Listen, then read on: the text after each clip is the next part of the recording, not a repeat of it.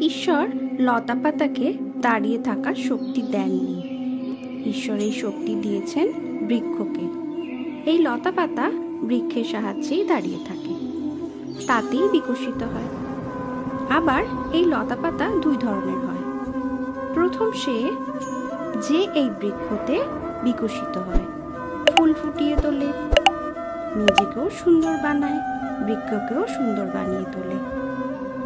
দ্বিতীয় সে যে বৃক্ষকে পুরোপুরি শুকিয়ে দেয়, তার প্রাণ শক্তি তার থেকে কেড়ে নেয়, আর শেষে নিজেও ধ্বংস হয়ে যায়।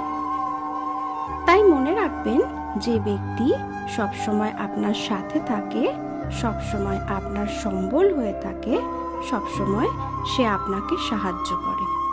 আর যদি আপনিও তার সাথে ছলনা করেন, আপনার অন্ত নিশ্চিত। এরকমটা কখনো করবেন না। সেই ব্যক্তিকে ভালোবাসা দিয়ে সম্মান দিন। রাধে রাধে।